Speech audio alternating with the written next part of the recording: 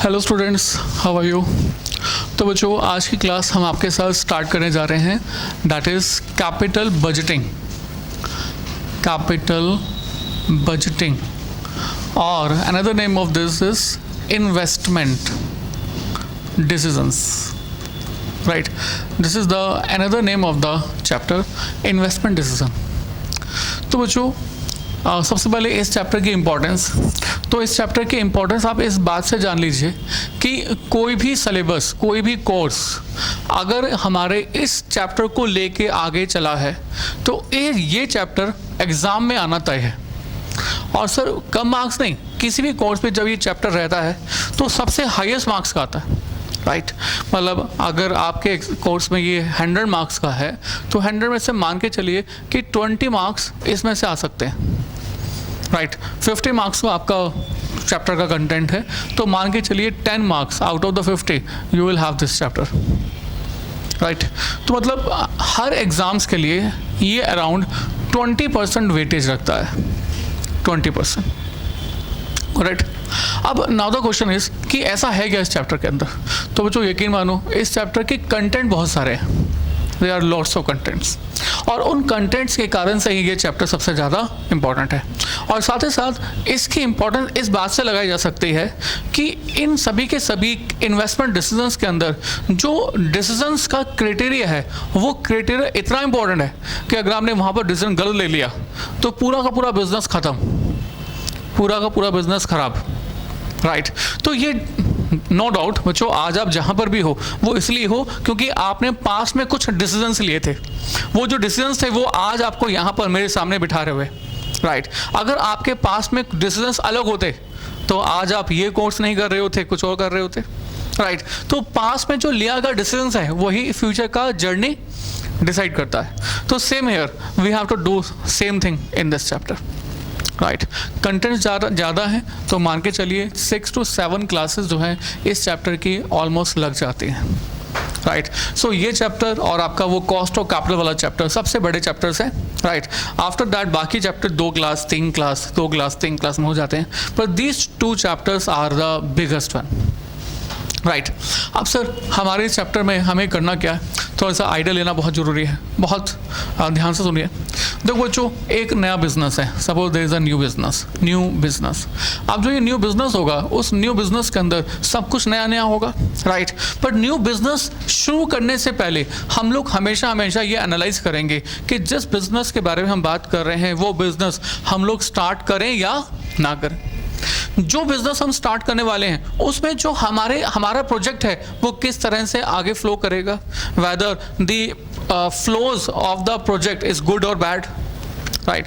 मैंने कहा एक न्यू प्रोजेक्ट की बात हम आपके साथ करने जा रहे हैं, न्यू प्रोजेक्ट। और जो ये न्यू प्रोजेक्ट ये T0 पॉइंट ऑफ टाइम पर स्टार्ट हुआ और यहाँ पर इस प्रोजेक्ट में डेफिनेटली हमारी कुछ कॉस्ट इन्वॉल्व हो गया, राइट। सपोज करो इस नए प्रोजेक्ट को स्टार्ट करने के लिए हमारी कॉस्ट इन्वॉल्व होगी 50 लाख रुपीज़। मतलब कैसे इन्वॉल्व होगी, आप जब न्यू प्रोजेक्ट स्टार्ट करोगे तो आपको मशीनरी बाय करनी होगी।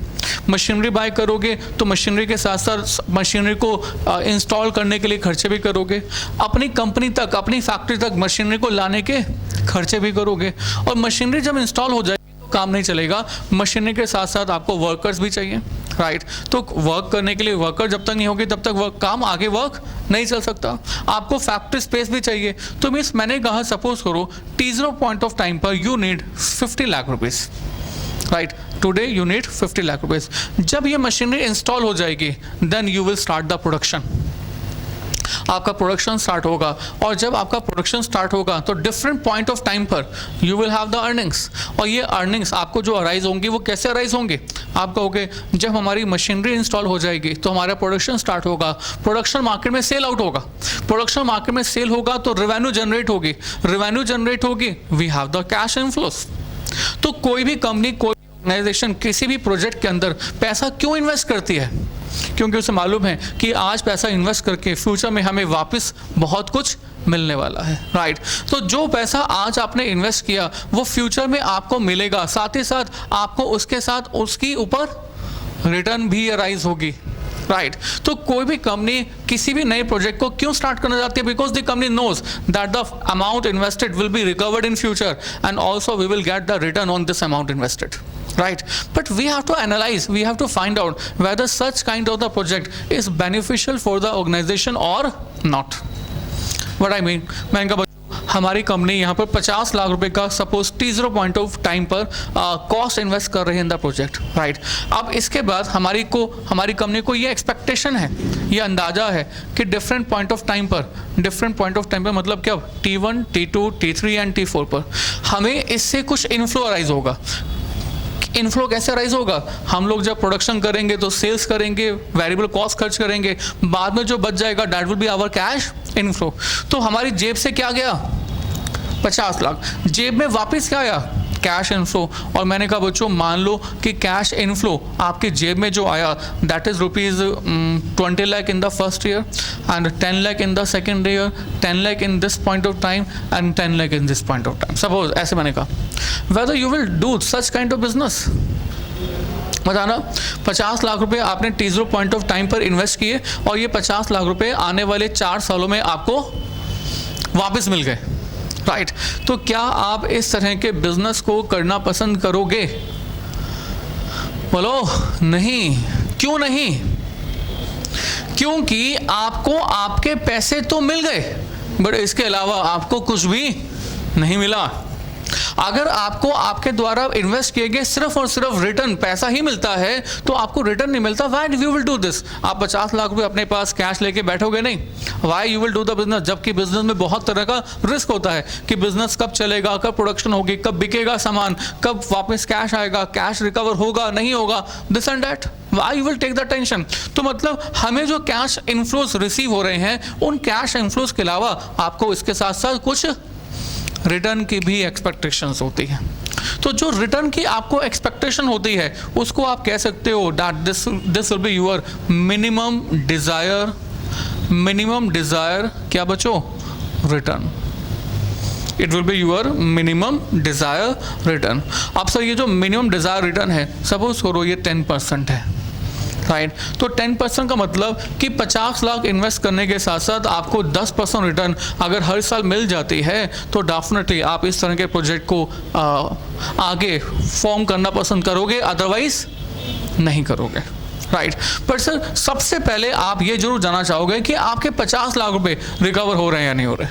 उसके बाद आप अपने 10% रिटर्न को भी माइंड में लेके चलोगे कि रिटर्न मिल रही है नहीं मिल रही, और बिजनेस शुरू होने से पहले ही आप ये एनालाइज करोगे whether such kind of project is beneficial to you or not।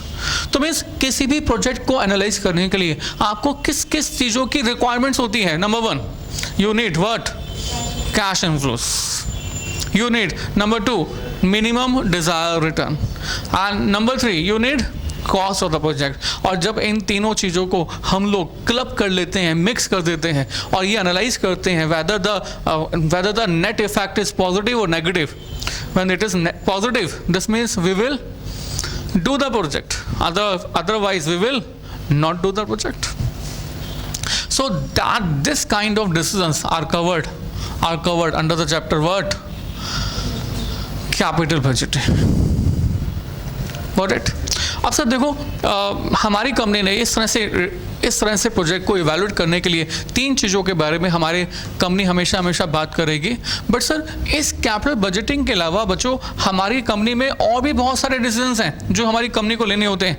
But ये जो कैपिटल बजटिंग इन्वेस्टमेंट डिसीजंस जो हैं ये सबसे ज़्यादा इंपॉर्टेंट है ड्यू टू फॉलोइंग 2 रीजंस। अभी आपको मैं बताने चाह रहा हूँ। थोड़ा उससे पहले मैंने कहा कि हमारी कंपनी, हमारी ऑर्गेनाइजेशन डिफरेंट सोर्सेज से फंड्स रेज करती है, राइट?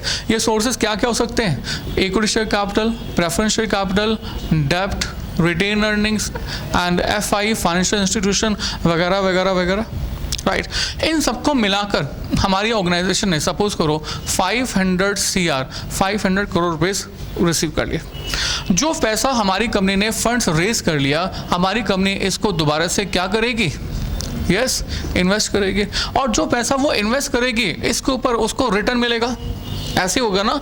और जो ये हमारी अमाउंट ऑफ इन्वेस्टमेंट है, ये अमाउंट ऑफ इन्वेस्टमेंट सिर्फ और सिर्फ हमारे लॉन्ग टर्म प्रोजेक्ट में नहीं, बल्कि हमारी ऑर्गेनाइजेशन के द्वारा इकट्ठा किया गया पैसा दो जगह पर लगता है। One in the short term investment, that is called working capital. Second in the long term projects.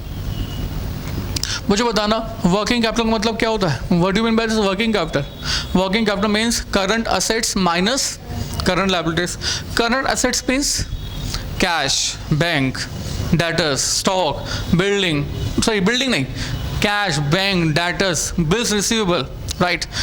और वर्किंग कैपिटल में करंट असेट्स में से हम करंट लायबिलिटीज माइनस कर देते हैं, तो आप इसमें से अपने क्रेडिटर्स माइनस कर दोगे, you will have the amount of working capital, right. ये लॉन्ग टर्म प्रोजेक्ट्स क्या है? लॉन्ग टर्म प्रोजेक्ट्स मतलब कि आज आप पैसा इन्वेस्ट कर रहे हो, इसके बदले में आपको जो इनफ्लो रिसीव होगा, वो इनफ्लो आज ही रिसीव नहीं होगा या 2 महीने में, 4 महीने में रिसीव नहीं होगा, it will take some time, right. देखो वर्किंग कैपिटल में अगर आपने पैसा इन्वेस्ट किया, सपोज करो आपने बैंक में पैसा जमा किया, अब बैंक में अगर पैसा जमा करोगे, इसको आप जब मर्जी कैश के फॉर्मेट में वापस विड्रॉ कर सकते हो, राइट। आपने डेटर्स में पैसा डिपॉजिट किया, एक्चुअल में डेटर्स में पैसा डिपॉजिट नहीं करते। डेटर्स का मतलब ये हुआ कि अगर आपने सामान उधार बेचा है और वो उधार सामान आपको पैसा वापस नहीं दे रहा, तो ये क्या बन जाता है? Debtors, right. तो डेटर्स में आपका blockage of the funds involve है, राइट। और ये जो blockage of the funds involve हैं, इसी को हम क्या कहते हैं?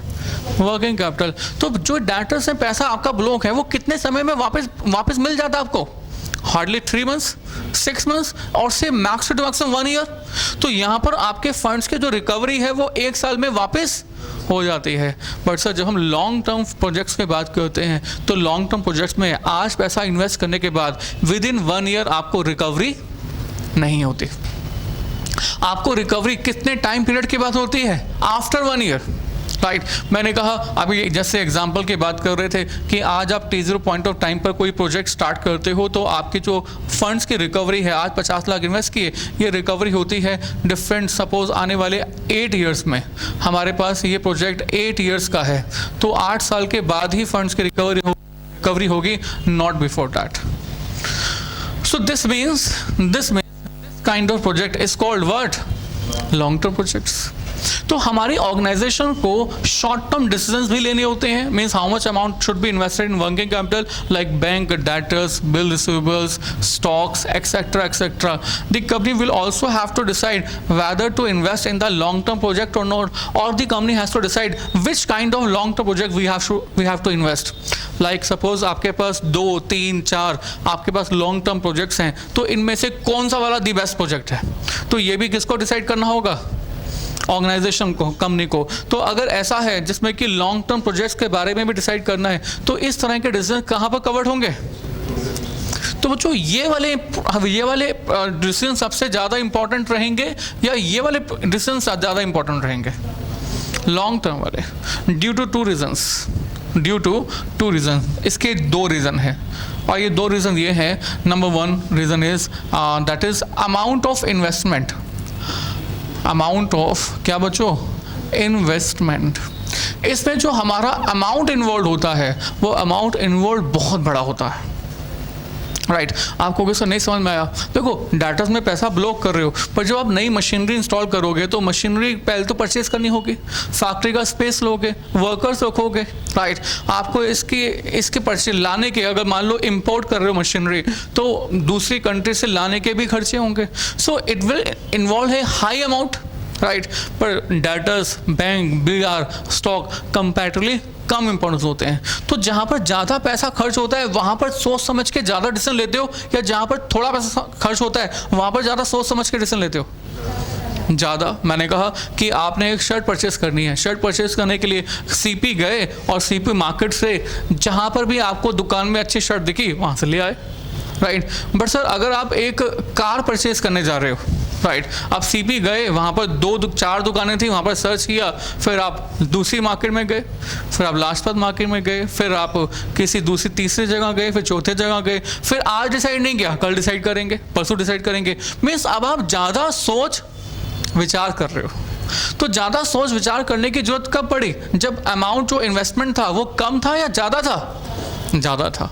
तो यानी कि हमारे लॉन्ग टर्म प्रोजेक्ट्स हमारे इसलिए भी इंपॉर्टेंट होते हैं क्योंकि इसमें अमाउंट ऑफ इन्वेस्टमेंट ज़्यादा होती है। और एक बार आपने प्रोजेक्ट को स्टार्ट करने के लिए सोच लिया कि that we have to start the project, you can't reverse, you can't reverse. एक बार ये स्टार्ट कर दिया कि प्रोजेक्ट जो है ये वाला अच्छा है और यहाँ पर हम 2 साल 1 साल ख़त्म कर चुके हैं, तो यू कांट से कि हम प्रोजेक्ट के अंदर वापस कर दें, जिससे सामान लिया था वापस कर दें।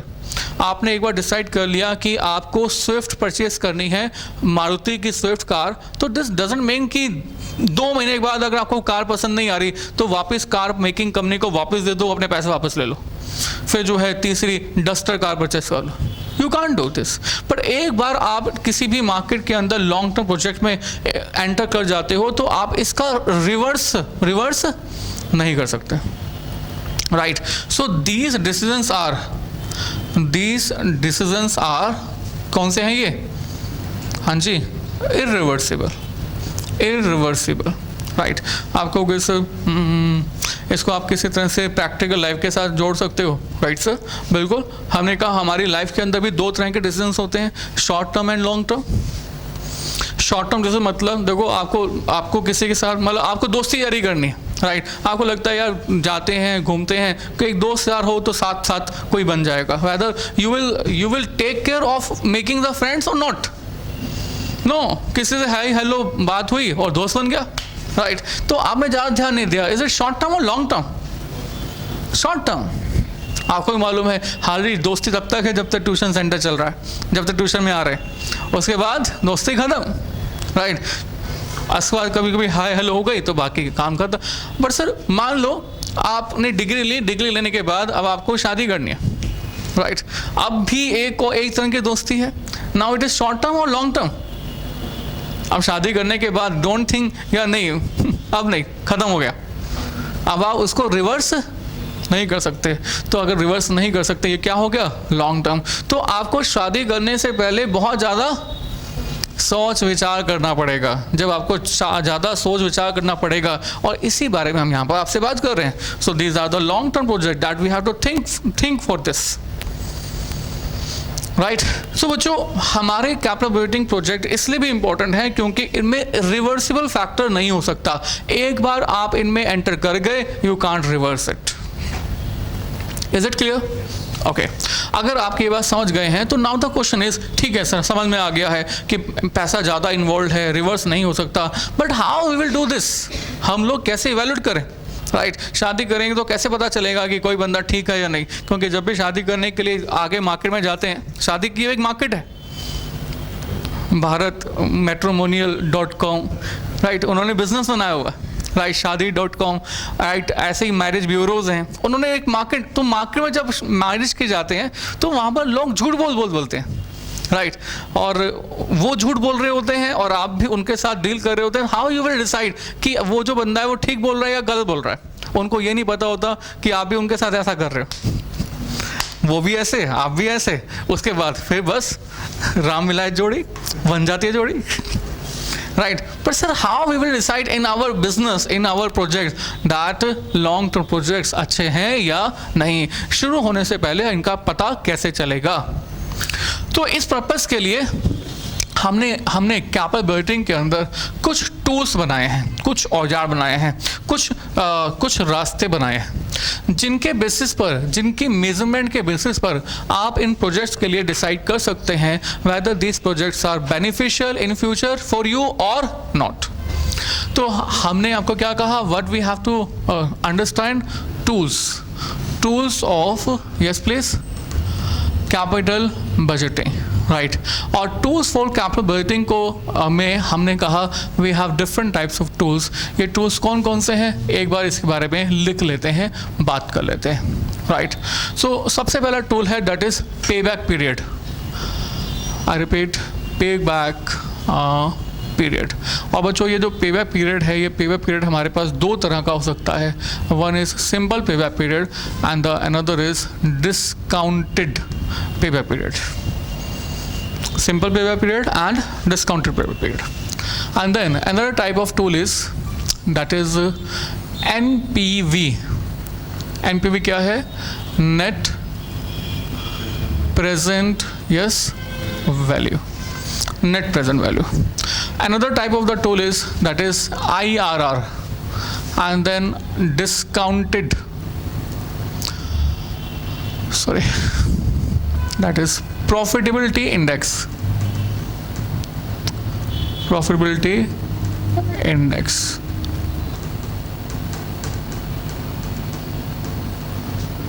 Factor.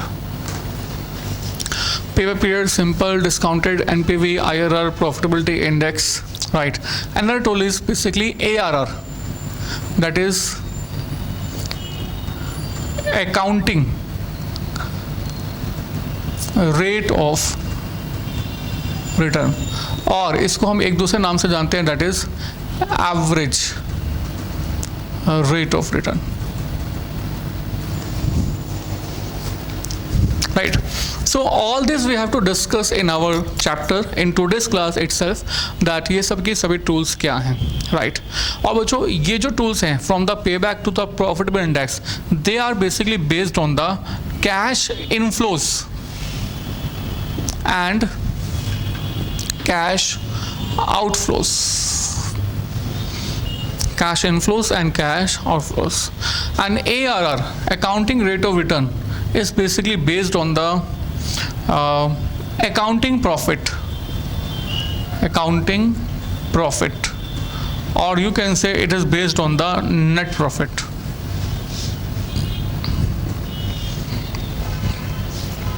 राइट तो बच्चों पहले जो 4 टूल्स हैं we will talk about the cash inflows and outflows, और अकाउंटिंग प्रॉफिट जो है वो लास्ट वाला टूल यूज़ होता है। तो सबसे पहले हम लोग 4 टूल्स के बारे में बात करेंगे, डिस्कस करेंगे, क्वेश्चंस करेंगे, और आगे जाके बाद में ऑलमोस्ट लास्ट क्लास में हम ARR की बात करेंगे, क्योंकि ये हमारा कैश इनफ्लोज पर बेस्ड है ही नहीं, ये किस पर बेस्ड है?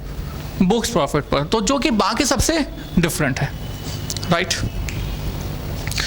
सो बच्चों we have to talk about, तो सबसे पहले ये जानना जरूरी है कि कैश इनफ्लो क्या है और कैश आउटफ्लो क्या है। तो वेरी सिंपल टू से, कैश इनफ्लो जैसे कि आपके माइंड में आ रहा है, कैश इनफ्लो मतलब cash incoming in the business, cash incoming in business, right? और कैश आउटगो फ्रॉम बिजनेस। देखो बच्चों, आप किसी भी प्रोजेक्ट में पैसा इन्वेस्ट करने से पहले सोच विचार क्यों करते हो? क्योंकि आपको अपनी जेब से खर्चा करना पड़ता है। अगर मैं आपको ये कहूं कि आपको अपनी जेब से खर्चा नहीं करना पड़ेगा और आप बस इस प्रोजेक्ट को स्टार्ट कर दो, तो ऐसा कोई प्रोजेक्ट नहीं होगा, कोई ऐसा बिजनेस नहीं होगा जहां पर कोई पर्सन ना जाना चाहे, है ना? मैं आपको कहता हूं कि जाओ आप बिजनेस करो, पैसा मेरा लगा हुआ है, मुझे कुछ मत देना, आप बस बिजनेस करो, तो will you do this? Definitely yes. Why we are always find ourself riskier in the business? क्योंकि वहां पर हमारा क्या लगा होता है? कैश। तो जो आपके जेब से पैसा लगा होता है दैट इज कैश आउटफ्लो, चाहे वो किसी भी फॉर्मेट में लगाओ, चाहे वो आप वर्किंग कैपिटल में इन्वेस्ट करो बिजनेस में, चाहे वो मशीनरी में इन्वेस्ट करो, चाहे वो वर्कर्स को पे करने में इन्वेस्ट करो, चाहे रॉ मटेरियल को खरीदने में इन्वेस्ट करो, जिस भी फॉर्मेट में पैसा इन्वेस्ट करो वो आपके लिए क्या बन जाएगा? Cash outflow, right? और सर सारी की सारी कैलकुलेशंस करने के बाद जो बच जाएगा that will be your cash inflows. देखो अगर मैं आपको क्या कहता हूं कि स्टार्टिंग में आपने T0 पॉइंट ऑफ टाइम पर ये फाइंड करना है कि आपका कैश आउटफ्लो कितना है, तो कैश आउटफ्लो फाइंड करने के लिए आपने कहा सबसे पहले हमने मशीनरी खरीदनी है, तो मशीनरी में जितना पैसा लगेगा that will be cash outflow. Machinery खरीदने के बाद इसकी हमें इंस्टॉलेशन भी करवानी होगी, तो इंस्टॉलेशन में जो पैसा लगेगा that is also cash outflow. Installation करवाने के बाद इसमें आपको सपोज मशीनरी के टूल्स भी परचेज करने होंगे, तो जो टूल्स में खर्चा होगा that is also cash outflow, right? Machinery को मंगवाने के लिए रास्ते का किराया भी लगेगा, राइट? कार्टेज वगैरह, तो जो कार्टेज है दैट इज ऑल्सो। तो जिस मर्जी फॉर्मेट में अगर आपकी जेब से पैसा जा रहा है, प्रोजेक्ट में लग रहा है, that will B computed in advance just to find out how much of the cash you have to invest in the business, right? और इतना पैसा इन्वेस्ट करने के बाद डिफरेंट पॉइंट ऑफ टाइम पर आपको क्या मिलेगा इन फ्यूचर, आप कहोगे हम सेल्स करेंगे, पर जब सेल्स करेंगे तो रॉ मटेरियल परचेज करना पड़ेगा, वर्कर को वेजेस पे करनी पड़ेगी, तो आप सेल्स करोगे और उसके अलावा आप रॉ मटेरियल परचेज करोगे, आप वर्कर को वेजेस पे करोगे, मैनेजर को सैलरी पे करोगे, और उसके बाद में सबसे लास्ट में जो बच जाएगा वो आपका अपना होगा, राइट। तो जो आपका अपना बच गया अमाउंट, इनफैक्ट टैक्स पे करने के बाद जो आपका अपने पास कैश में बच गया वो आपका क्या बन जाएगा, कैश इनफ्लोस, राइट। तो कैश इनफ्लो मीन्स हर साल के रेवेन्यू में से एक्सपेंसेस माइनस करने के बाद how much you will have amount of cash in your hand. And cash outflow means you have to invest from your pocket, right. तो अपने पॉकेट से क्या क्या इन्वेस्ट करना पड़ेगा, that is your cash outflow. तो वो कैश आउटफ्लो तो T0 पॉइंट ऑफ टाइम पर हो सकती है, दैट इज परफेक्टली फाइन, पर सर कैश इनफ्लो का अमाउंट किसी एक पर्टिकुलर पॉइंट ऑफ टाइम पर नहीं हो सकता, है ना। भाई आपने T0 पॉइंट ऑफ टाइम पर बिजनेस स्टार्ट किया, 3 महीने बिजनेस शुरू करने में लगे, 3 महीने के बाद सेल स्टार्ट हो गई, तो 3 महीने के बाद जब सेल स्टार्ट हो जाएगी तो 3 महीने के बाद से ही हमारा रेवेन्यू स्टार्ट होगी, 3 महीने के बाद से ही रेवेन्यू में से रॉ मटेरियल के खर्चे हटाएंगे, तो चौथे महीने, 5वें महीने, 6ठे महीने, 7, 8, 9, 10, 11, 12, तो आपको जो कैश इनफ्लो राइज होगा वो तो एक्चुअली पूरे के पूरे साल में होगा। पर sir different point of time पर जो आपको कैश इनफ्लो अराइज हुआ है, हम उसकी कंप्यूटेशन ऐसे नहीं कर सकते। हमारे थ्योरिटिकल वर्क के अंदर अगर हर महीने कंप्यूटेशन करेंगे और हमने कहा हमारे पास 60 महीने हैं 5 साल है, so you have to make the calculation for the 60 months separately, so it's not feasible actually, right. हम हमेशा ये मानते हैं कि जो ये पॉइंट ऑफ टाइम है पूरे साल के, इन पॉइंट ऑफ टाइम पर हम कैश की कैलकुलेशन नहीं कर रहे हैं, we will compute the cash only at a single point of time, only at the end of the year, right. All cash inflows arises during the year will not be considered during the year, it will be considered only and only at the end of the first year, right. All cash inflows arises in the second year will be considered only and only cash inflows of the second year, only at the end of the second year, third year, fourth year. तो हर साल का जो cash inflows arise होगा हमेशा से हमेशा माना जाएगा वो सिर्फ कब अराइज हो रहा है, at the end of the year, right. So हर साल के एंड में हमने कहा कैश इनफ्लो अराइज हुआ, उस कैश इनफ्लोज को जब हम आउटफ्लो के साथ कंपेयर करेंगे, अपना मिनिमम डिजायर फैक्टर भी कंसिडर करेंगे, उसके बाद देखेंगे हमारा जो नेट रिटर्न है वो पॉजिटिव है या नेगेटिव है। If positive we will accept it, if negative we will reject it. और इस पर्पस के लिए हमने क्या कहा, we will make the different tools. तो पहला टूल कौन सा है, so we are starting from this point, pay back period, यानी कि कौन सा pay back period, simple pay back period, right, and then we will go to the discounted payback period, and then we will go to this point and this point and this point, right. So this is our today's class actually. हटा दें, copy it, ठीक है। तो आपने heading डाल दी पे back period, और पे बैक पीरियड में भी आपने हेडिंग डाल दी है that is simple pay back period.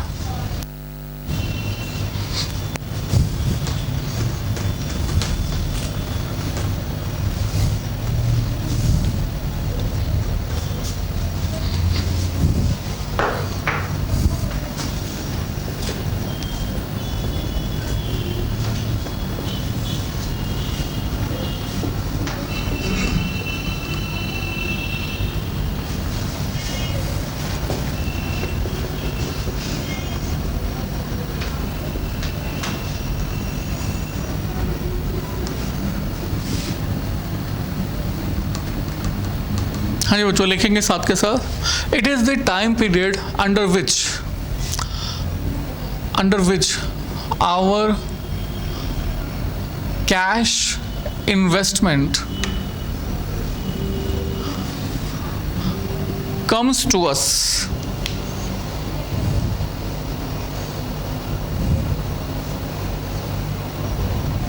It is a time period under which our cash investment comes to us.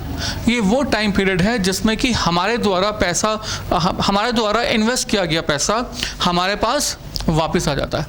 अब सर ये हम लोग कैसे फाइंड करेंगे, कैसे आइडेंटिफाई करेंगे, what is the example of this. तो बच्चों बड़ा सिंपल सी लैंग्वेज में आपको समझाने की कोशिश कर रहा हूँ मैंने कहा बच्चों ध्यान दीजिए, हमने कहा T0 पॉइंट ऑफ टाइम पर आपकी cost of the investment suppose करो it is ₹50 lakh assume, right. तो आपको फर्स्ट ईयर के एंड में, सेकेंड ईयर के एंड में, थर्ड ईयर के एंड में, फोर्थ ईयर के एंड में, पॉइंट ऑफ टाइम पर कैश इनफ्लोज अराइज होगा, कैश इनफ्लोज। और सपोज करो आपको ये कैश इनफ्लोज अराइज होता है like this, it's rupees 20 lakh, चलो 20 लाख, 20 लाख, 20 लाख एंड 20 लाख, राइट। तो बच्चों आप बता सकते हो कि आपके द्वारा इन्वेस्ट किया गया पैसा कितने सालों में आपके पास वापस आ जाता है? Yes please. पहले साल में 20 लाख, दूसरे साल में भी 20 लाख, तीसरे साल में पूरे साल में 20 लाख, राइट। तो यानी कि हमें तो 50 लाख का रिकवरी करनी है। I can say first year में मैंने यहाँ पर फाइंड कर दिया क्यूमुलेटिव कैश इनफ्लो। तो क्यूमुलेटिव कैश इनफ्लो की बात करें, फर्स्ट ईयर में 20 लाख, सेकेंड ईयर में 40 lakh and then 60 lakh, but I have to recover just rupees what 50 lakh. तो 50 लाख रुपीज़ बेसिकली हमारे कौन से ईयर में रिकवर हो जाता है? सेकेंड एंड थर्ड ईयर के बीच में, राइट। तो बच्चों अगर पूरे साल में 20 लाख की रिकवरी होती है और आपको रिकवरी सिर्फ और सिर्फ 10 लाख की करनी है कैश की, तो ये 10 लाख रुपया आपके पास कितने समय में रिकवर हो जाएगा? 6 मंथ्स में। सो आई कैन से कि आपके पास 1 year, 2 year and half year, तो यानी कि टोटल कितना समय लगा आपके 50 लाख की रिकवरी के लिए? 2.5 ईयर। तो जो जितना समय आपको आपके पैसों की रिकवरी करने के लिए लगा, that is called simple pay back period. भाई क्या है ये? It is the time period under which our cash investment comes to अस।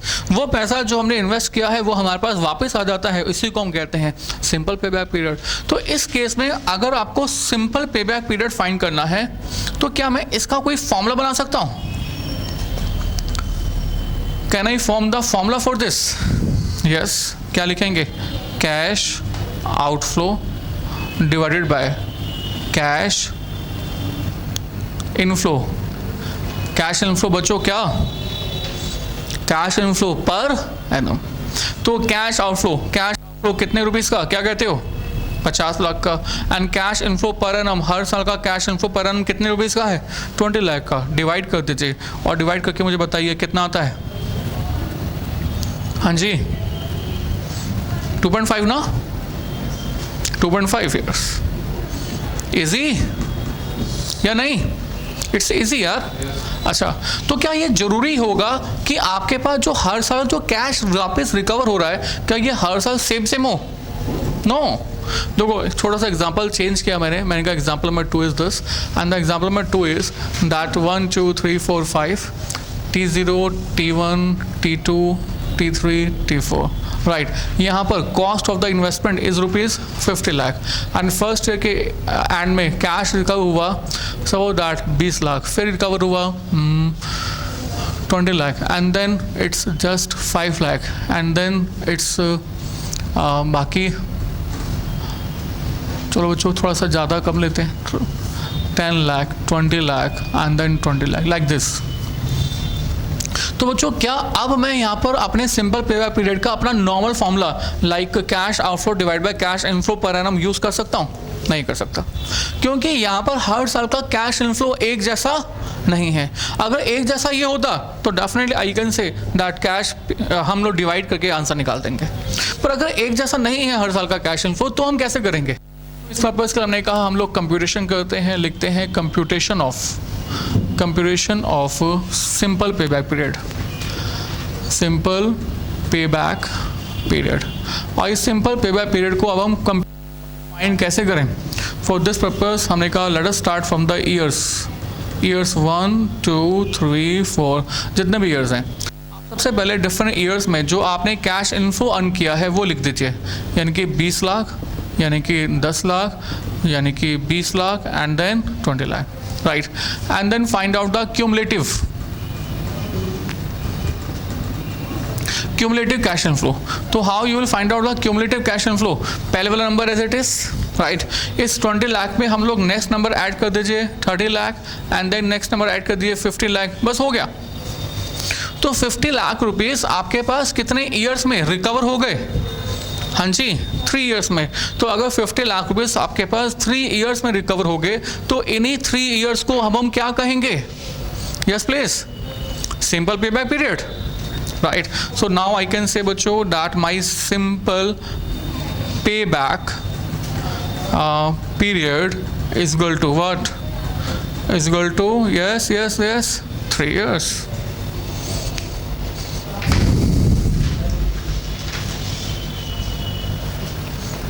हाँ जी बच्चों, डन, पक्का। चलिए और आगे चलते हैं। अब सर मन में ये आता है कि सर आपने क्वेश्चन ही ऐसा क्रिएट किया है जिससे कि टोटल जो है ना वो ऑटोमेटिकली 50 लाख आ रहा है। अगर आप कुछ ऐसा करते जिससे कि टोटल 50 लाख ना आए तो फिर क्या होगा? मीन्स यहाँ पर एग्जाम्पल में 20 जमा 30 जमा 20 50 ही बन रहा है।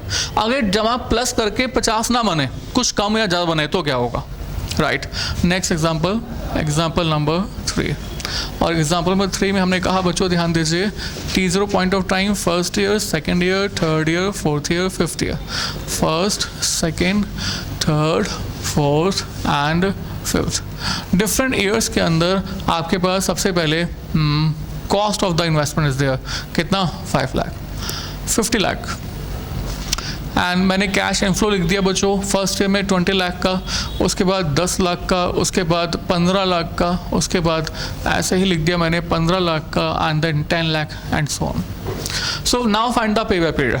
तो बच्चों स्टार्टिंग यहीं से करना, सबसे पहले क्या करना? टेबल बना देना, और टेबल बनाने के बाद ये फाइंड करना कि आपके पास पे बैक पीरियड मतलब कैश इनफ्लोस क्यूमुलेटिव फॉर्मेट में आ कितने रहे, राइट? तो हमारा एग्जांपल है फाइंड पे बैक पीरियड। पे बैक पीरियड, तो पे बैक पीरियड फाइंड करने के लिए हमने कहा बच्चों कि हम लोग सबसे पहले फाइंड करते हैं कंप्यूटेशन ऑफ क्या? Cumulative cash inflows, right? और वही सब कुछ जैसे अभी थोड़ी देर पहले कर रहे थे हम लोग, व्हाट वी डू, ईयर्स 1 2 3 4 5, और उसके बाद we have to write like this, cash inflows we have 20 lakh, 10 lakh, 20 lakh, sorry 10 20 10 and then 15 and then 10 lakh, right? And then cumulative cash inflows, अच्छा 15 दो बार है, तो क्यूमुलेटिव मतलब बच्चों क्या? सबसे पहले first number as it is, cumulative समझते हो ना? क्यूमुलेटिव मतलब आगे वाले नंबर्स को हम ऐड करते जा रहे हैं, राइट? तो first number as it is 20 lakh, 20 lakh में 10 लाख ऐड करो, it's 30 lakh now, and then 45 lakh, and then yes please 60 lakh, and then 70 lakh. तो आपको मालूम चल रहा है कि आपका द्वारा इन्वेस्ट किया गया पैसा है, वो पैसा है 50 लाख। तो 50 लाख रुपीज़ 45 लाख से ज़्यादा और 60 लाख से कम होता है। अगर मुझे 45 लाख की रिकवरी करनी होती तो मैं कहता मेरा पे बैक पीरियड हो जाएगा 3 years। अगर मुझे 60 लाख की रिकवरी करनी होती तो मैं कहता मेरा पे बैक पीरियड हो जाएगा 4 years। पर I have to recover in between this two, मतलब मुझे पैसा जो रिकवर करना है वो कितना रिकवर करना है? 50 लाख। अब 50 लाख की रिकवरी के लिए मुझे यहाँ पर इसके बीच में कितना टाइम चाहिए ये बताना है। पर दिस इज सर्टेन नाउ, ये पक्का पता है कि मेरा पे बैक पीरियड इस 3 years से ज़्यादा होगा और 4 years से कम होगा, राइट? 3 years से ज़्यादा, 4 years से कम। और बच्चों जब आपको ये मालूम चल जाए कि ये 3 years से ज़्यादा, 4 years से कम है, या कभी भी इस तरह से मिडल इंफॉर्मेशन का मालूम चले कि मिडल में है, then you have to use the interpolating method. क्या यूज करना होगा? Interpolating method. और ये इंटरपोलेटिंग मेथड क्या है इस बारे में हम बात कर रहे हैं, राइट? इंटरपोलेटिंग मेथड यूज करने से पहले आपको मैंने कहा बच्चों पे बैक पीरियड हमें मालूम चल गया है कि वो 3 years तो है ना बच्चों? ध्यान दीजिए, अगर मैं यहीं पर क्यूमुलेटिव करूं तो पहला नंबर 20 लाख, फिर तीसरा 30 lakh, and then 45 lakh, and then 60 lakh. तो 45 लाख रुपीज़ 3 years में तो रिकवर हो ही गया। तो कुछ पैसा, कितना पैसा? 5 लाख रिकवर करने के लिए हमें 3 years के बाद कितना समय लगेगा? That is we have to find out. और यही जो टाइम लगेगा उस टाइम को हम 3 years में यस प्लीज ऐड कर देंगे। तो जैसे ही उसको ऐड कर देंगे वी हैव द पे बैक पीरियड। अब ये टाइम कितना लगेगा, इसके लिए हमने कहा we have to use the interpolating method, और यही हम करने जा रहे हैं। अब जब भी इंटरपोलेटिंग मेथड, बच्चों बुक्स के अंदर फॉर्मूले दिया हुआ है, बुक्स के अंदर कुछ बुक्स में इंटरपोलेटिंग मेथड के नाम से कुछ भी नहीं है, उन्होंने एक फॉर्मूला डेवलप कर दिया, बट सिर्फ फॉर्मूला रट्टा लगाते हुए आप थक जाएंगे, कभी याद नहीं होगा, right. Lower value, higher value, difference, फिर ये डिफरेंस, तो इट्स वेरी बैड।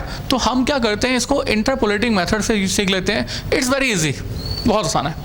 आप क्या करो, सबसे पहले बताओ हमारा जो ये पे बैक पीरियड है किस किस के बीच में लाई कर रहा है, 3 और 4 के। तो आप एक टाइमलाइन बनाओ, यहाँ पे लिख दो 3 इयर्स, और उसके बाद आप लिख दो कितना, 4 इयर्स। 3 इयर्स के अंदर कितने पैसों की रिकवरी हो गई है, आपने कहा 3 इयर्स के अंदर रिकवरी हो गई है, हाउ मच अमाउंट, 45 लाख के। तो 3 इयर्स में recovery is rupees 45 lakh. 4 years में कितने की रिकवरी हो गई है, 60 लाख के। यानी कि 3 से 4 में आते हुए 12 महीने होते हैं, 12 months.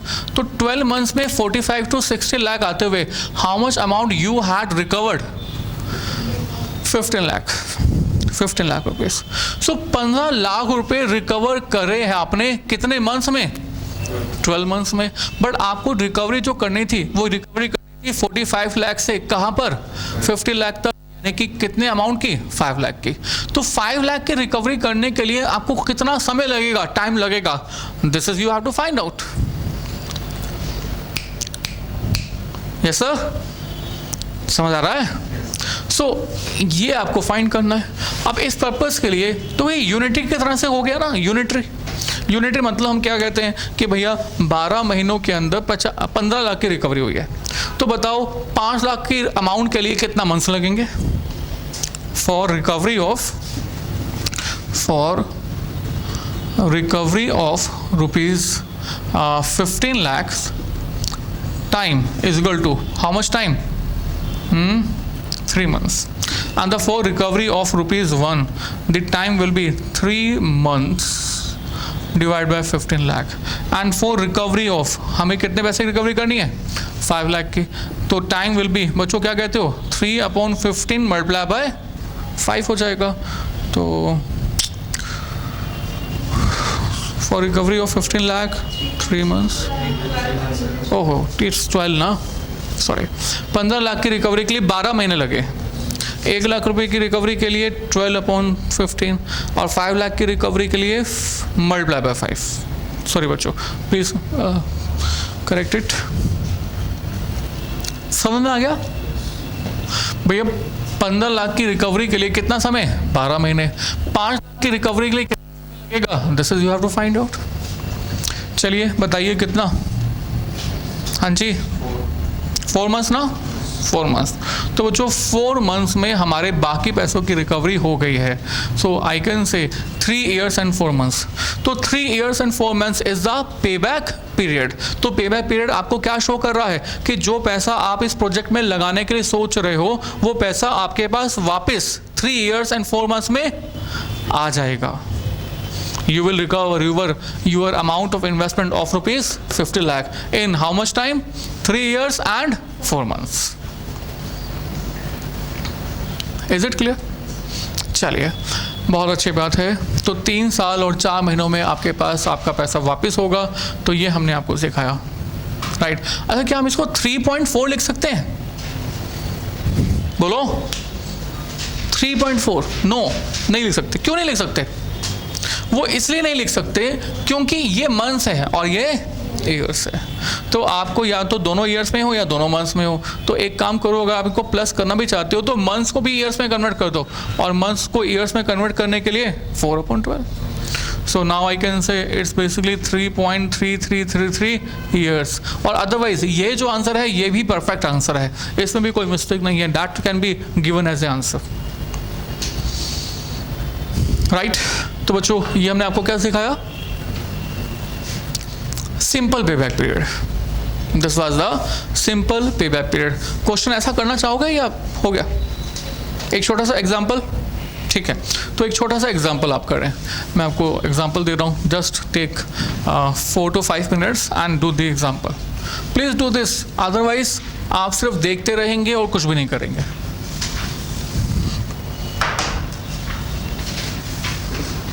Example number 4.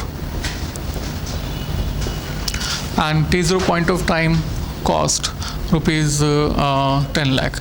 First year, second year, third year, fourth year. First year, second year, third year, fourth year, right? And cash inflow. How much amount? Rupees 2 lakh, 5 lakh, 4 lakh, 3 lakh. Find simple payback period.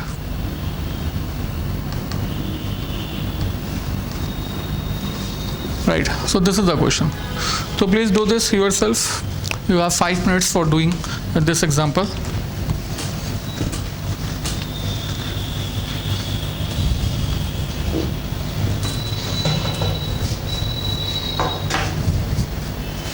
Yes, please.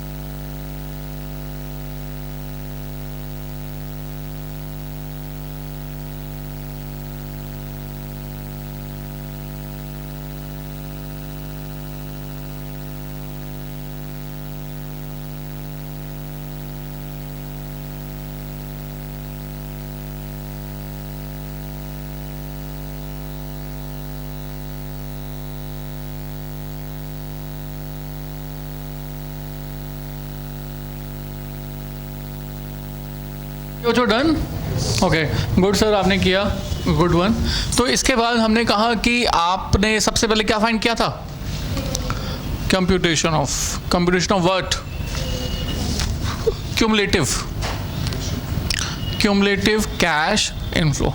और cumulative cash inflow find करने के लिए आप form करेंगे, हमने कहा years 1 2 3 4, और 1 2 3 4 में आपके पास लिखा कैश इनफ्लो। और कैश इनफ्लो क्या है? 2 लाख, 5 लाख, 4 लाख एंड 3 लाख। कितने पैसे रिकवर करने हैं आपको? 10 लाख।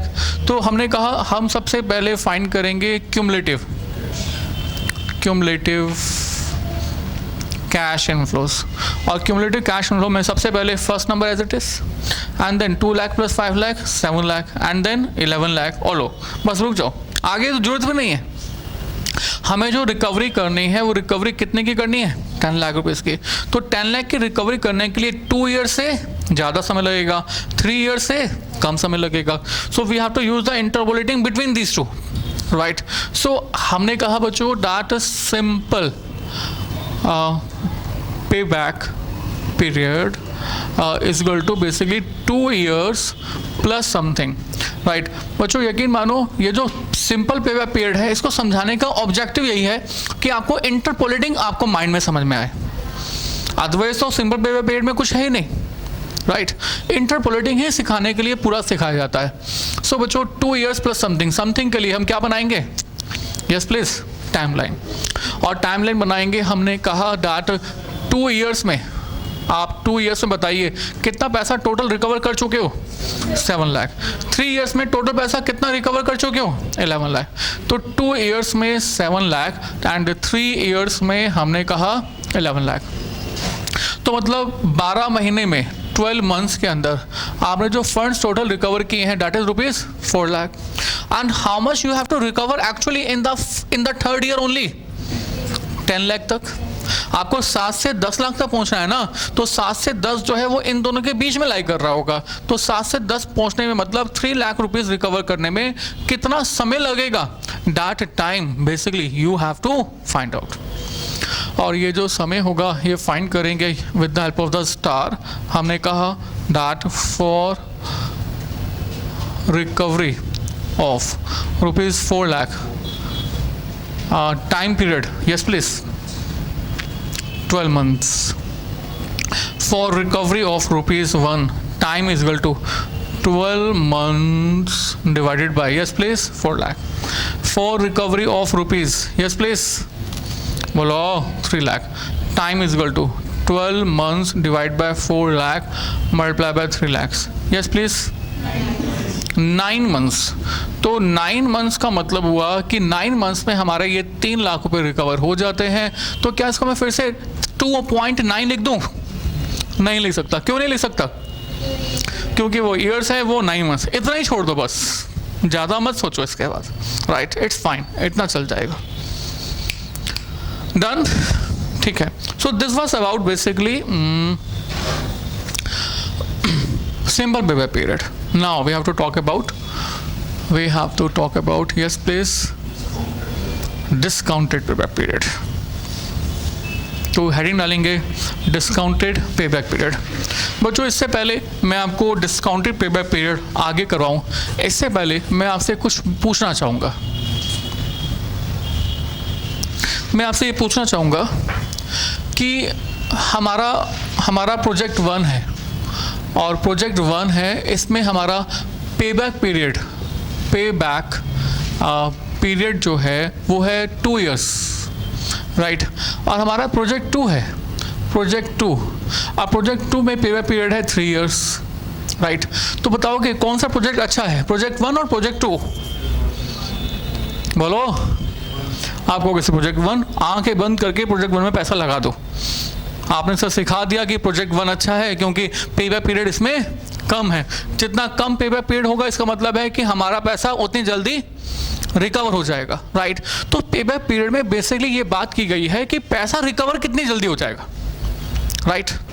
तो बच्चों मैंने आपसे पूछा, आपने आंसर दिया, बिल्कुल ठीक है। अब मैं इस प्रोजेक्ट के बारे में बताता हूँ। प्रोजेक्ट इस तरह से है, T0 पॉइंट ऑफ टाइम पर आप 10 लाख इन्वेस्ट करोगे और फर्स्ट ईयर के एंड में आपको 6 लाख रिकवर होगा। 10 लाख क्या है? आउटफ्लो। 6 लाख क्या है? इनफ्लो।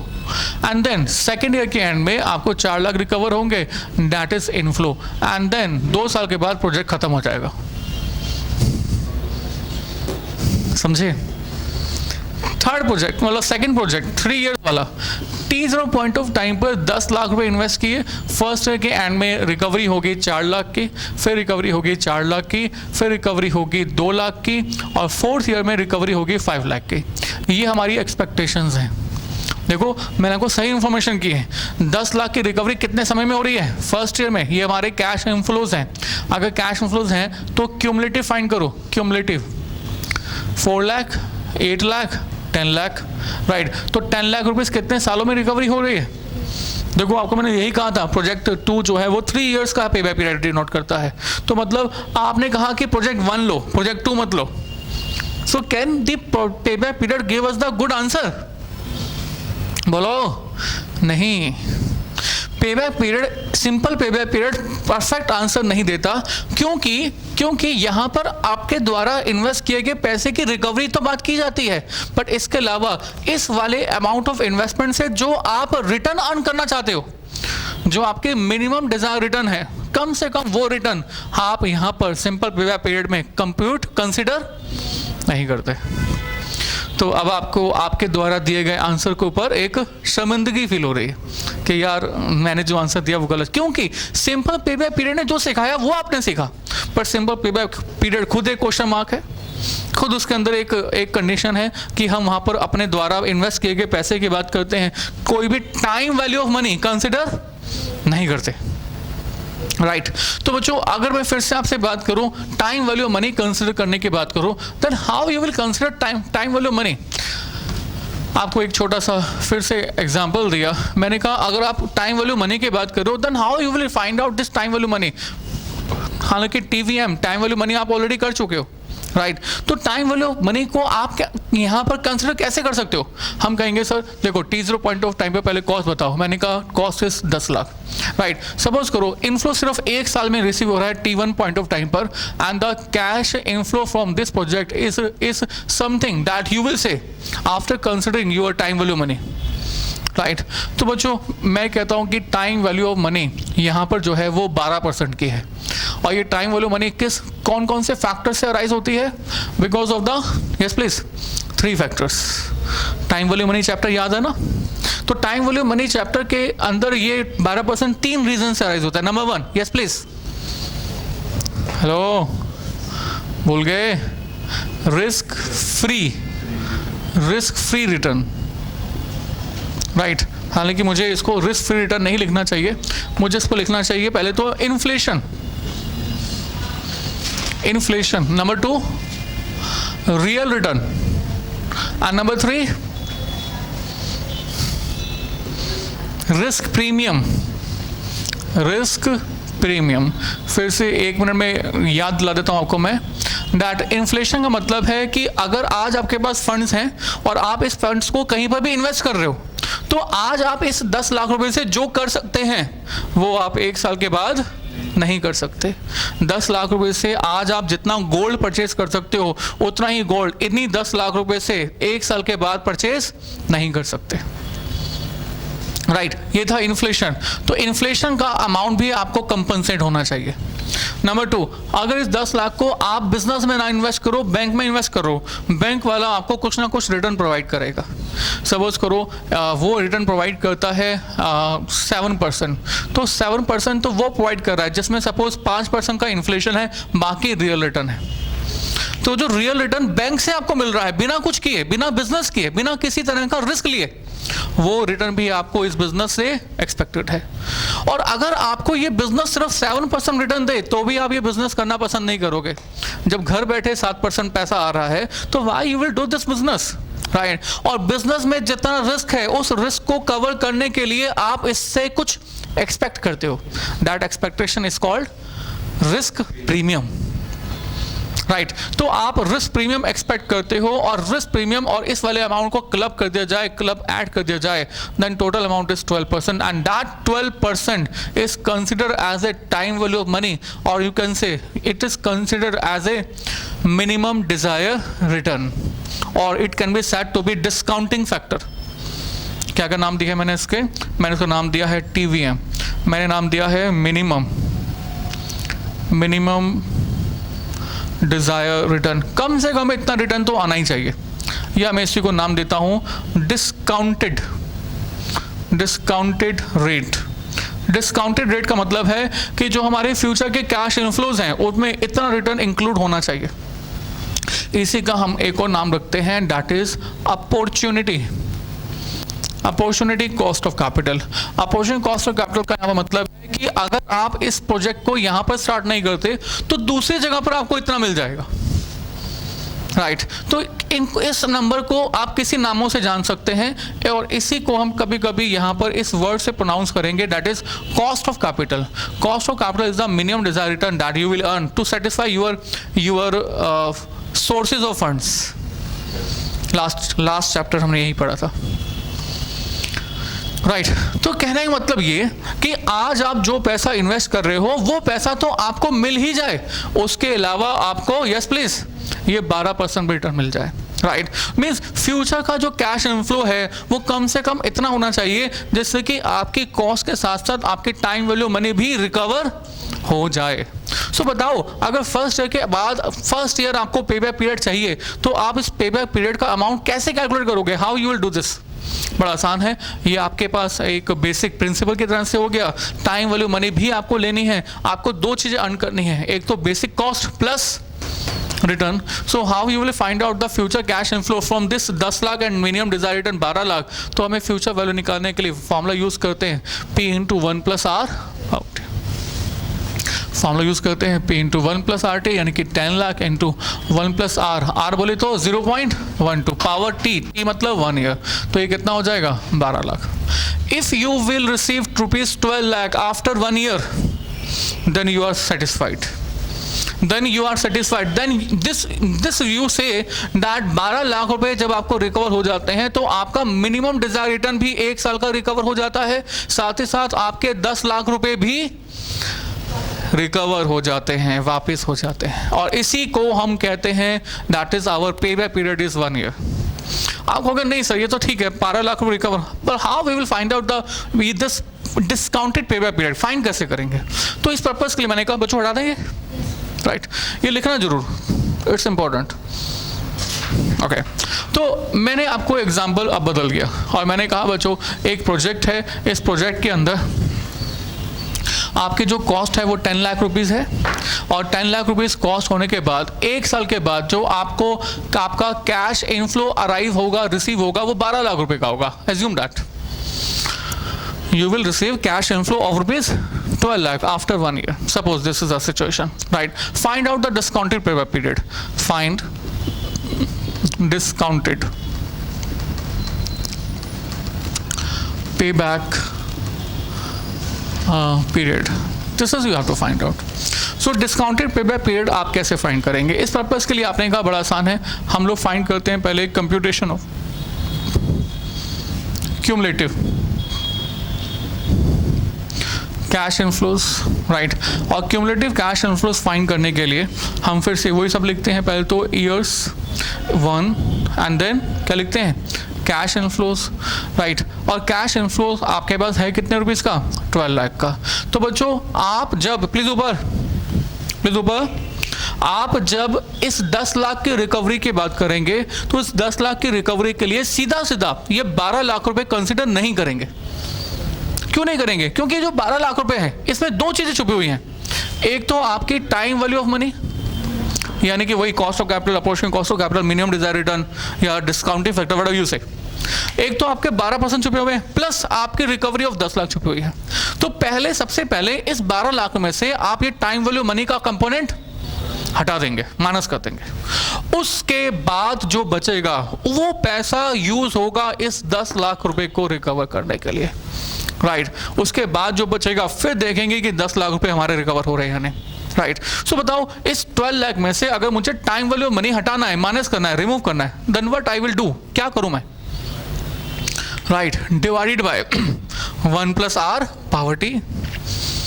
याद है टाइम वैल्यू मनी चैप्टर? तो टाइम वैल्यू मनी चैप्टर में ऑलमोस्ट यही बताया था कि जब भी आप आज की वैल्यू को फ्यूचर्स में कन्वर्ट करो, multiply by 1 plus are power T, इससे time value money component add हो जाता है। और फ्यूचर से जब प्रेजेंट में लेके आओ तो 1 प्लस आर पावर टी से डिवाइड करो, इससे टाइम वैल्यू मनी माइनस हो जाता है। राइट, तो आपको क्या करना होगा, इस 12 लाख रुपए को प्लीज ध्यान दीजिए, 12 लाख रुपीस को मल्टीप्लाई करना होगा 1/1 प्लस आर पावर टी से। राइट, इससे टाइम वैल्यू मनी 1 साल की, यस प्लीज, माइनस हो जाएगी। तो देखना 12 lakh multiply by 1 plus r बोले तो 12%, 0.12 पावर 1, तो 12 लाख इंटू, और बच्चों ये आप कैलकुलेटर से कैलकुलेट कर सकते हो, टाइम वैल्यू मनी चैप्टर में सिखाया था आपको मैंने, यस ना? तो टाइम वैल्यू मनी चैप्टर में जो सिखाया था उसको यूज करो, इट्स 0 पॉइंट समथिंग। वैसे करेंगे कैसे, 1.12 divided by equal to, yes please, 0.892 multiply 899, how much we have?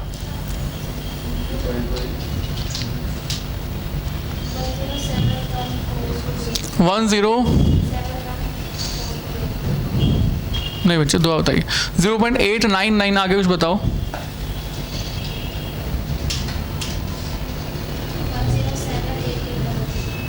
107 नहीं बच्चे, आपने ये फैक्टर दुआ बताओ, ये इसमें मुझे मिस्टेक लग रही है। 1.12 divided by equal to, please do this again, 0.8928, right. इसी को 12 लाख से मल्टीप्लाई कर दो, इसी को ही मल्टीप्लाई कर दो, you will find out, you will have approximately,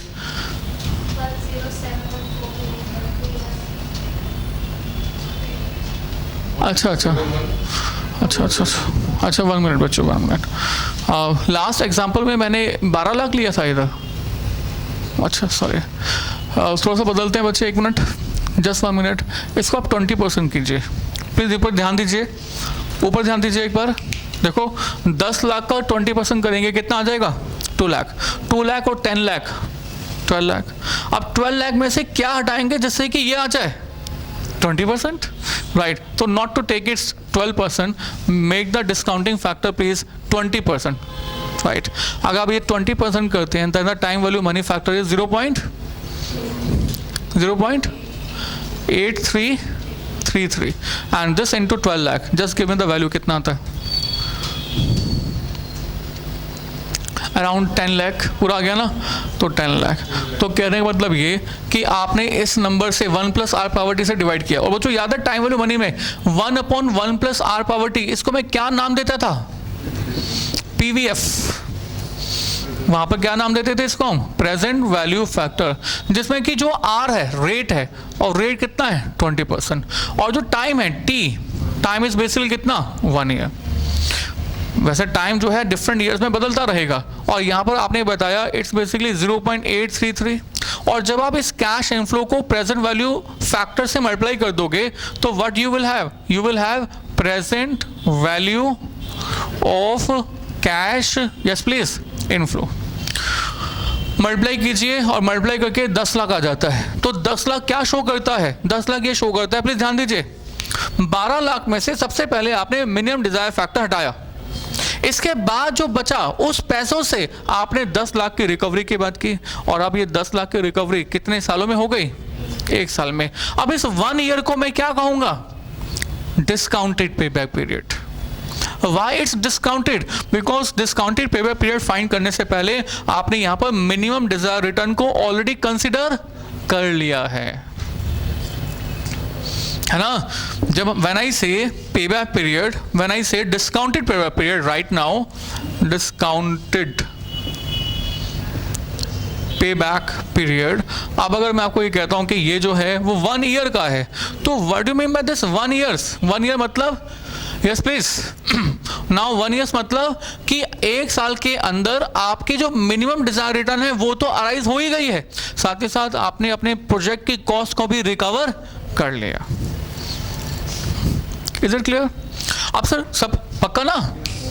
अब इसके बाद सपोज करो कि आपने कैश इनफ्लो फर्स्ट ईयर में 12 लाख का हुआ, राइट, सेकेंड ईयर में भी हुआ, सेकेंड ईयर में हुआ सपोज करो 10 लाख, एंड कॉस्ट मैंने थोड़ी सी इसको बढ़ा दिया, मैंने कहा it's rupees 15 lakh, 15 lakh, right, और 15 लाख रुपए, हाँ 15 लाख का अमाउंट ले लिया। अब आप मुझे बताइए अब आपका पे बैक पीरियड क्या होगा? आप कहेंगे बड़ा आसान है, इस 12 लाख में फिर से दो चीज़ें इंक्लूडेड हैं, minimum desire return and project की कॉस्ट।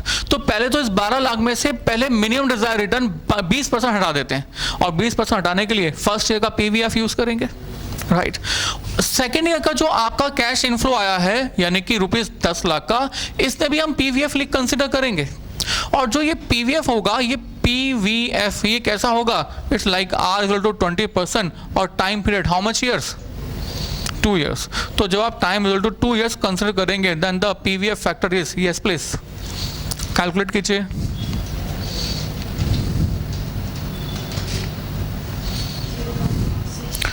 $0.694 और मल्टीप्लाई भी कर दीजिए, how much we have? 69400 sorry 000 6,94,000। तो बच्चों 10 लाख की वैल्यू 6,94,000 क्यों हो गई है? क्या कहते हो? क्योंकि 10 लाख के अंदर this 10 lakh includes again 2 things, एक तो आपका मिनिमम डिजायर रिटर्न और number 2 yes please cost of the investment. आपका जो ये 10 लाख रुपए है, इस 10 लाख में भी दो चीजें छुपी हुई हैं, एक तो मिनिमम डिजायर रिटर्न और दूसरा क्या? Cost of the project. और जब आपने इस 10 लाख में से अपना 20% के हिसाब से मिनिमम डिजायर रिटर्न हटा दी, माइनस कर दी, तो हाउ मच अमाउंट रिमेन्स? 6,94,000। और ये 6,94,000 अब यूज होगा for the purpose of recovery of, for the recovery of what? ₹15 lakh. So now I can say, अब हम क्या करेंगे? अब हम फिर से यूज करते हैं हमारा, हाँ जी, क्यूमुलेटिव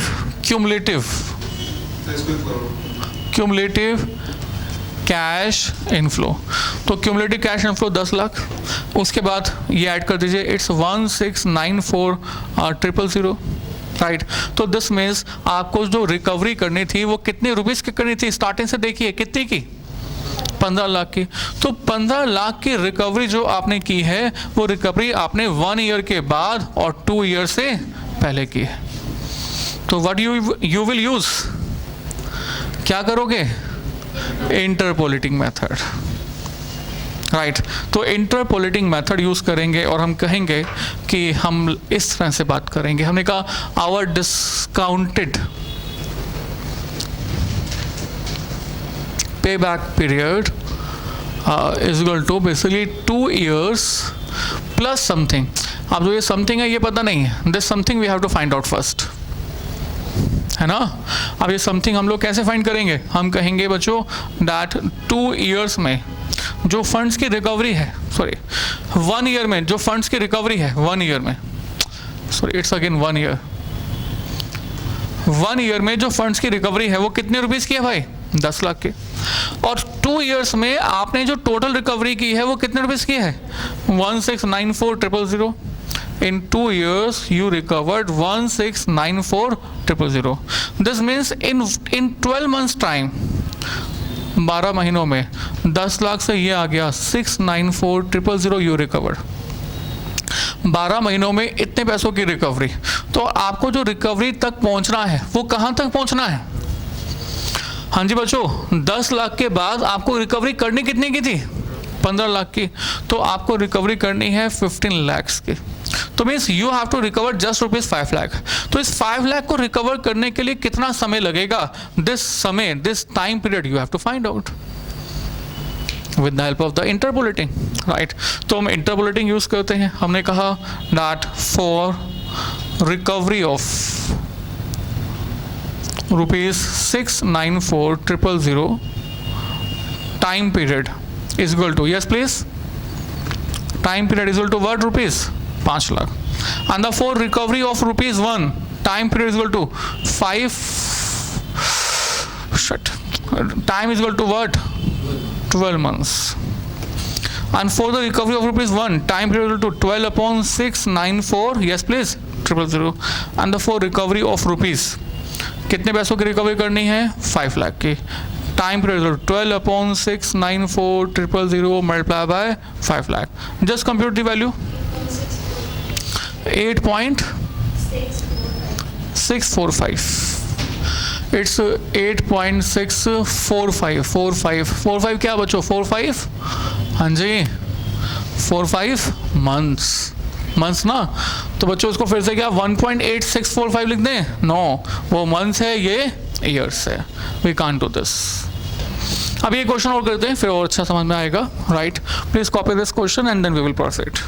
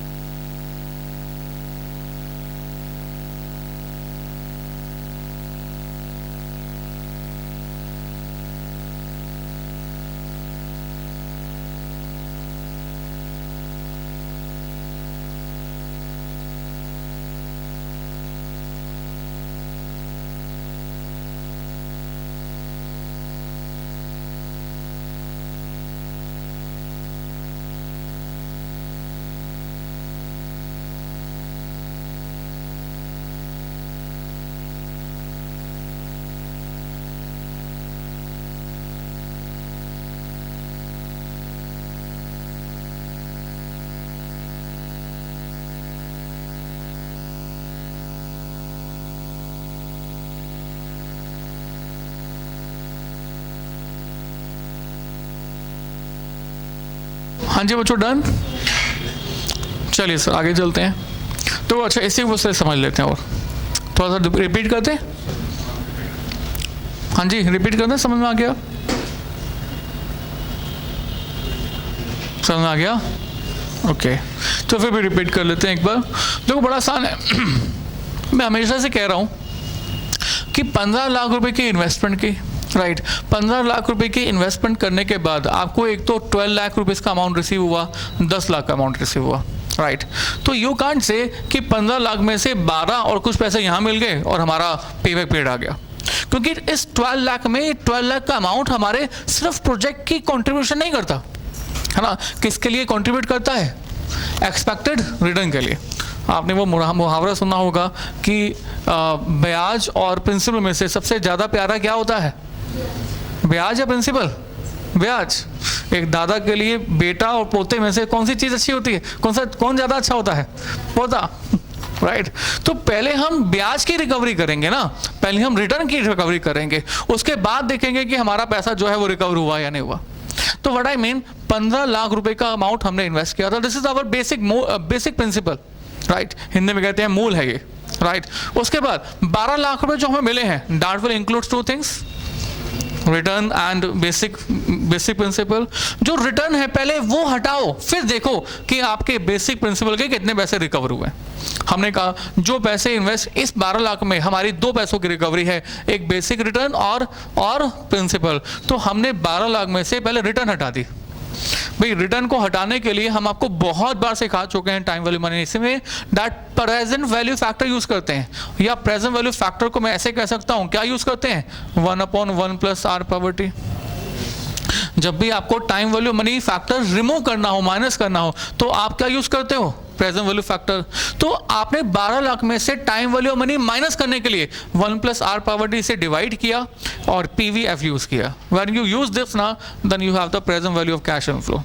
सो 10 लाख रुपए की रिकवरी बेसिकली अब क्या है? This is for the basic, yes please, principal, right. 2 साल के बाद फिर 10 लाख रुपए रिसीव हुआ, and 10 lakh will again include our basic return and principal, तो रिटर्न को हटा देते हैं। और रिटर्न को हटाने के लिए, टाइम वैल्यू मनी हटाने के लिए हम लोग यहाँ पर फिर से क्या यूज करेंगे, present value factor r equal to 20% and t equal to 2, right.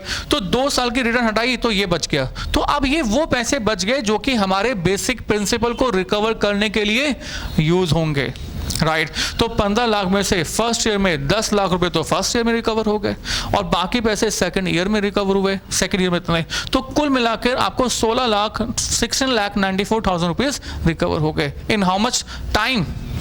2 years. 2 साल में आपको 16,94,000 रुपीज रिकवर हो गए। तो you have to find out your pay back period. तो आपने कहा it will be more than 10 lakh and less than 2 years, because you have to recover how much? More than 1 year and less than 2 years. तो 1 year 2 year के लिए आपने interpolating use किया and you will have the discounted pay back period in this way, right. So discounted pay back period आपको show करता है कि basic return earn करने के बाद आपका जो बेसिक प्रिंसिपल है वो कितने समय में आपके पास रिकवर होता है। That is discounted pay back period. Easy? Okay. तो बच्चों जैसे ही आप ये सब समझ लेते हो, कर लेते हो, आफ्टर दिस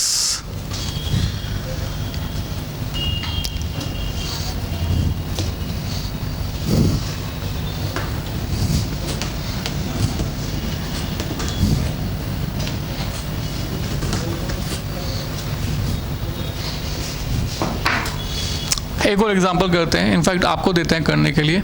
फिर से जब तक आप खुद नहीं करोगे तब तक आपको ना तो कॉन्फिडेंस आएगा ना तो आगे प्रोसीड कर पाओगे, right. 1 2 3 4 and 5, right. So T0 point of time, cost rupees 20 lakh, cash inflows, so cash inflows 10 lakh, 5 lakh, 10 lakh, 5 lakh, 10 lakh. Time value of money 10%. Find discounted